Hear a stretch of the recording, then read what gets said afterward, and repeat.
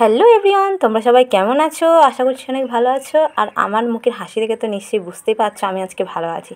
ভালো আছি বলতে আজকে আমি ব্রত রেখেছি। কী ব্রত বলো তো? আজকে কী ব্রত থাকতে পারে তোমরা যারা জানো অবশ্যই কমেন্ট সেকশানে জানাও। যাই হোক, আমি বলে দিচ্ছি ব্যাপারটা, অতটা হেয়ালি করতে আমি চাই না, ঠিক আছে? আজকে বিপত্তারিণী ব্রত, তো ব্রত আমি রেখেছি আর আমার যাও রেখেছি।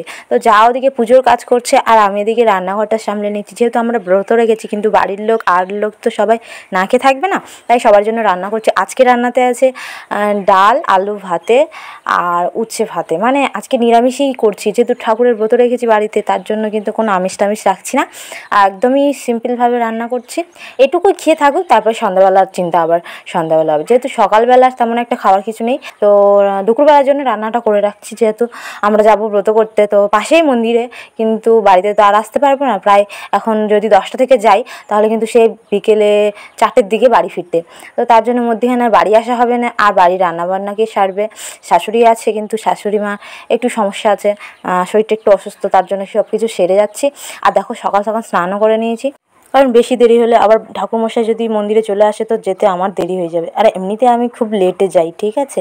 সব কিছুতে ধ্যানও আমার একটা অভ্যেস। আর দেখো কথা বলতে বলতে আমার কিন্তু সব কাজ ছাড়া হয়ে গেছে আর আমি মন্দিরে চলে এসেছি। এখানটা এসে দেখছি আমার যায় তো অর্ধেক দড়ি বাঁধা হয়ে গেছে, যেহেতু আমরা বাড়িতে অনেক লোকজন আর তারপরে তো আরও সদস্যরা আছে ছোটো ছোটো কচি কচি, তো তাদের জন্য বানানো হচ্ছে। আমি বলছিলাম কি অত বানানোর দরকার নেই, বাকিটা রেখে দাও, ওটা ব্রত সেরে এসে, মানে ওটা পুজো হয়ে থাকবে, তারপর আমরা বানিয়ে নেবো। তো এখানটায় দেখো কুঁড়ে মিছেরে, আমি এমনিতে একটু কুঁড়ে, ঠিক আছে, তো পুজোর কাজে হাত লাগাবো না, এটা কি হতে পারে? তো তার জন্য আমি দেখো মন্দিরে এসে টুকটাক তেমন একটা কাজ করিনি, কিন্তু ও সব সেরে রেখেছে। আমি শুধু এসে কিন্তু কটা ময়দা মাখা ছিল তার লেচি কেটেছি।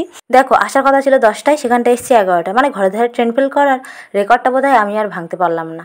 সে যাই হোক, আসার পরে দেখছি তো হাউসফুল, আর আমাকে ঠেকে ঠেকে নিয়ে একদম এক ধারে দিয়েছে। আর তারপরে দেখো রায়বাগিনী ননদিনী একেবারে আমার গা সেটেই বসে, চারিদিকতে পার্শ্বচাপ, নিম্নচাপ, উচ্চচাপ, সব দিকতেই আমাকে চাপ দিচ্ছে। এই যে দেখো মা কালীকে তোমাদের দর্শন করাই, তো মা কালীর এখানটায় কিন্তু আমরা সব রকম ব্রত রাখি। তো এখন পুজো প্রায় মাঝপথে, আর অঞ্জলি দিলে এরপরে পুজো শেষ। এখন প্রায় 5টা বাজে আর পুজো শেষ করে সবাই বাড়িতে ফিরেছি। আর এরপরে কিন্তু একটু প্রসাদ মুখে দিয়ে দেখো আমি ডুরিও বেঁধে নিয়ে যেতে। চলো আজকের মতো এই পর্যন্ত ভিডিও। তোমরা সবাই খুব ভালো থেকো, খুব সাবধানে থেকো। জয় মা বিপত্তারিণী, টাটা।